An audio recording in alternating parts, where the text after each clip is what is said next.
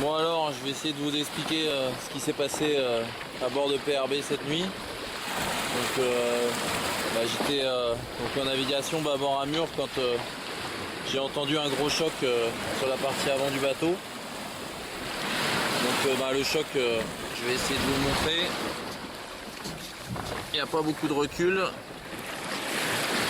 Et grosso modo, ça a fait ça. C'est-à-dire que ça a endommagé tout le bordé avant-tribord du bateau. Donc ça c'est la première avarie qui est grave, mais on va dire qui n'est pas la pire. Donc cet objet, hein, j'ai réussi à le voir parce que j'étais à la table à cartes au moment de l'incident et j'ai donc réussi à voir de ce dont il s'agissait. Donc c'était une grosse bouée métallique style tonne de port de commerce ou grosse bouée métallique qui était juste à fleur d'eau, donc je pense qu'elle était perdue en mer depuis longtemps et certainement partiellement remplie d'eau. Et donc après avoir tapé la coque à l'avant ici, donc à 4 mètres de l'étrave du bateau, cette bouée elle est venue percuter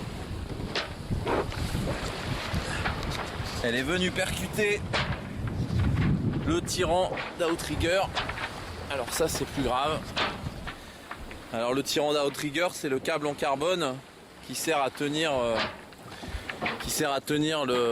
la barre de flèche de pont, la outrigger, et qui sert à tenir le mât. Alors je vais vous montrer si on arrive à voir quelque chose.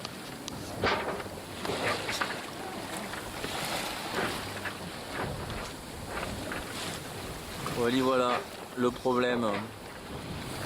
Donc aujourd'hui la chance que j'ai, c'est que tout ça c'est que du carbone, c'est que du composite. Donc on est en train d'essayer d'analyser un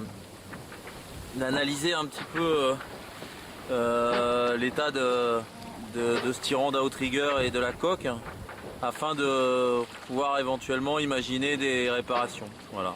Donc j'ai fourni toutes les informations à mon architecte et à mon calculateur de gréement, et ils sont en train de voir s'ils peuvent me faire des propositions de réparation. Voilà. À quoi tient un Vendée Globe? Des merdes qui traînent dans la flotte. Allez, à plus.